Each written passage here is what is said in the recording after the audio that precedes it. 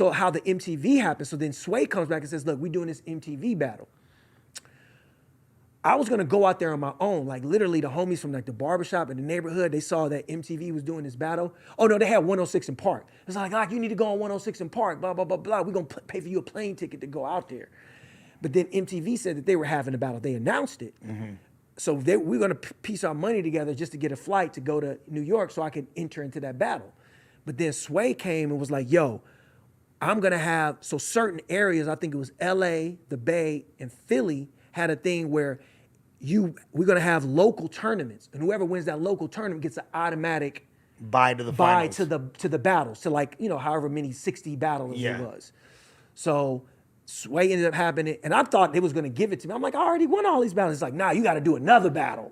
The most legendary one from that run on KMEL that I remember was you and Fab. Yeah, that was probably the most high, but that was my first battle of that battle. So my first battle, because Fab had beat everybody on air. So then I was next in line to be like, okay, try your shot. You know what I'm saying? And then I was able to, win that battle and then have to battle everybody else. Okay, so then you wound up doing a local tournament to qualify for the MTV thing. Yes, and everybody who was in the KML battle was in that battle too. That's probably the one FLO was in. Yeah, I'm sure he was. Because you got to think that's another 100 people that entered into that one. But I still, I didn't get no preferential treatment. I had to work my way through that battle again too. Everyone was shook at you. They're like, or not necessarily. Well, I mean, shook. not necessarily. They People was knew, coming from my head. Yeah, they knew what it was. They knew that like people was coming from my head. Had some prepared Locksmith bars, like. And mind you, so at that time, that was for me at least. That was the beginning of starting to have lines prepared. I was going to ask you about that because you always seemed. And there's nothing wrong with doing it. Like all's fair in love and war. It's a strategy. What's gonna win the battle? And like rebuttaling's never been like you do it occasionally. That's not what you really lean on. You really lean on being polished and just having hard hitting lines. So that's kind of been the well, starting off, it was off the dome. Right. You know what I'm saying?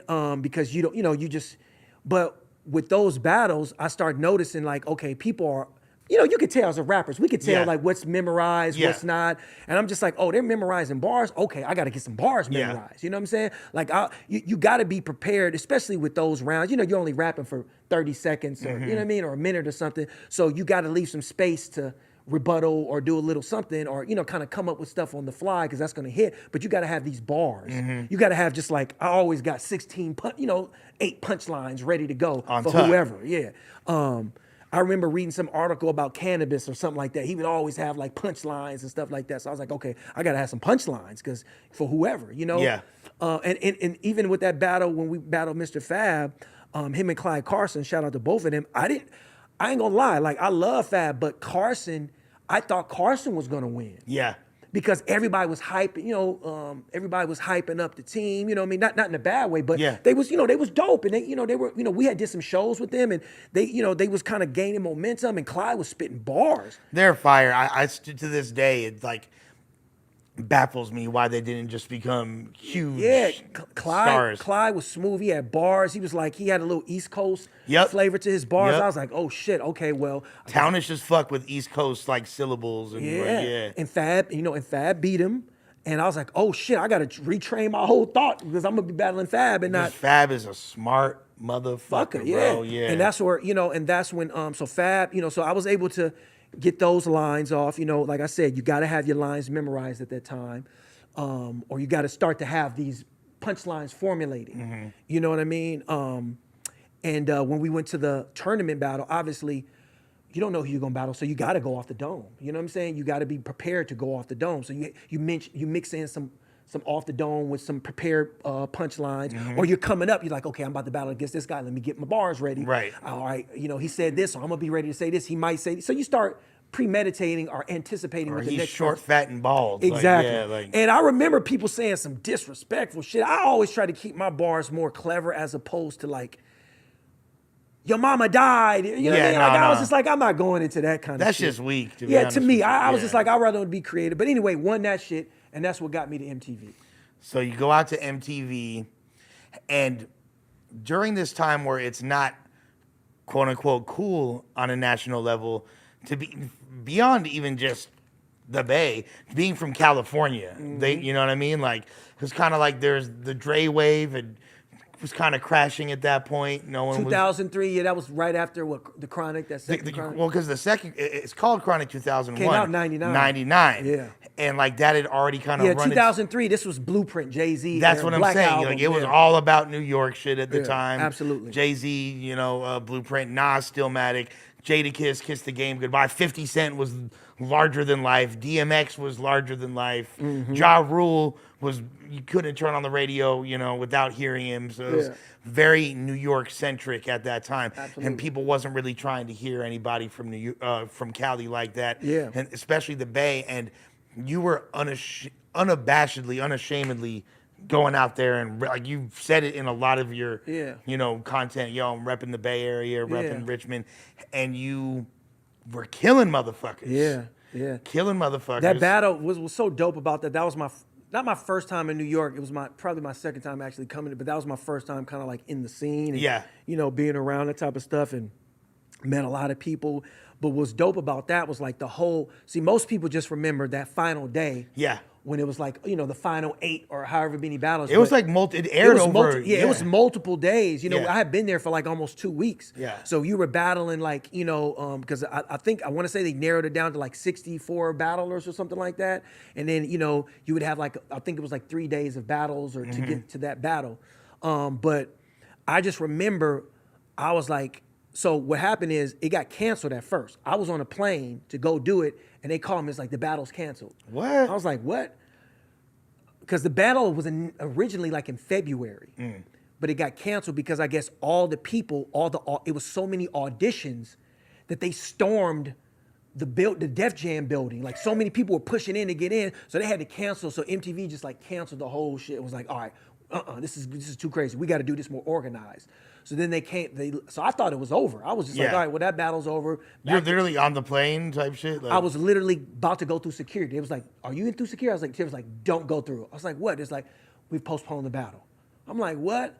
So my mom at the time was like, drove me to the airport. I was like, Mom, wait. Yeah. Let me get, so then they rescheduled. They hit me like a couple months later, like, we're bringing the battle back. I think it was like April or something like that. And we did the battle. They flew me out to do the battle, and we were doing it that whole week. And I remember everybody else was like, everybody was just, you could just imagine, it's 100 battlers.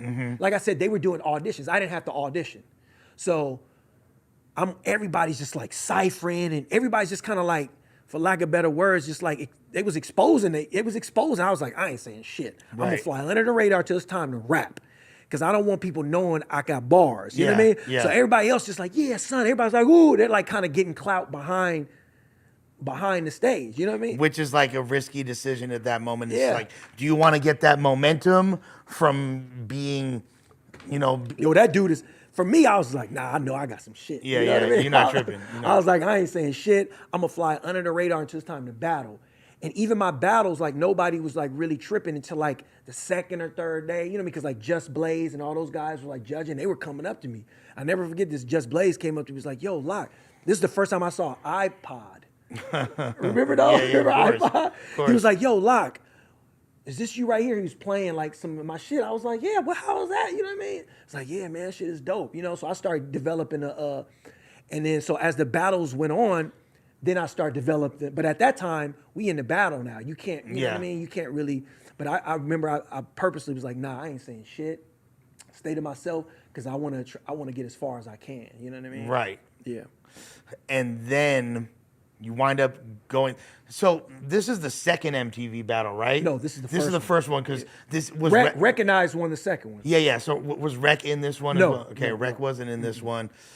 And then you wind up getting to the finals against Rain Man, now known as RJ Payne. Shout out to RJ Payne. Another one of the dopest rap. It's so funny that it turned out to be the But you know what? Look, no disrespect to nobody. I knew that day, I was like, he's the best. You know what I'm saying? He's fire. Out of everybody there, I was like, okay, he was the only person I thought. I was like, this dude is dope.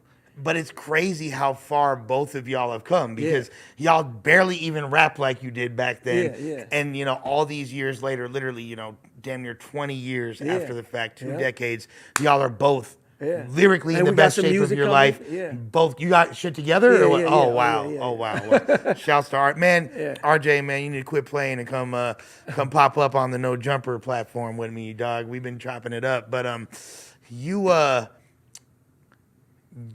there's a lot of, so you did the battle, you know, Rain Man won. Shout out to Rain Man won, but there was a lot of controversy. Yeah, a lot of people on the West Coast. I got back to bed. We was were, like, yo, you won that. We were pissed, and I think people felt like, and you know, I'd have to watch it now because I have a much different way of judging battles. Yeah, absolutely. Yeah. But at the time, I was all about direct material, and I felt like at that moment, your material was a lot more direct. He was fire as fuck, but he had that, you know, Philly style of just like rapping really good, not really getting at the opponent on a direct level. So we all felt, and maybe there was a little bit of bias involved. Like you're the local boy, we pulling for you, and that honestly, like I saw the, it's funny because we were like moving around the same time. I'm in a lot of the same circles, battling the same people, but there was another dude named Locksmith, and like he was like the fake Locksmith,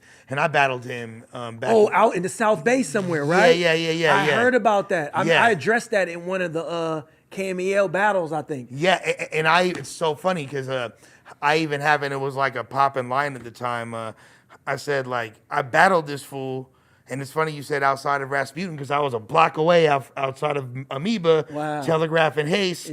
And I had some shit, I was like, all you do is spit preconceived punchlines, plus you bit your name from Locksmith from Frontline. You feel me? Like, and like everyone was like, oh, because like it was a whole thing. But anyways, I say that to say I hadn't really become privy to you until the MTV shit. Like I maybe had heard, like, for sure heard your name. Yeah, that definitely, like, jumped me, you know what I mean? But it was also before the internet, so it's like if you're not there to witness it or you're not listening to the radio, there's message boards and all that. But if you're not listening at that moment, you might miss it, or you have to like wait for months. YouTube, nobody's going on. There was no YouTube, right? No, nobody was going on there. We was literally going to websites with fucking like 14.4 megabyte modems downloading shit. Rap Talk, BattleRap.net. Exactly. MCBattles.com. MCBattles.com. All that shit. Yeah.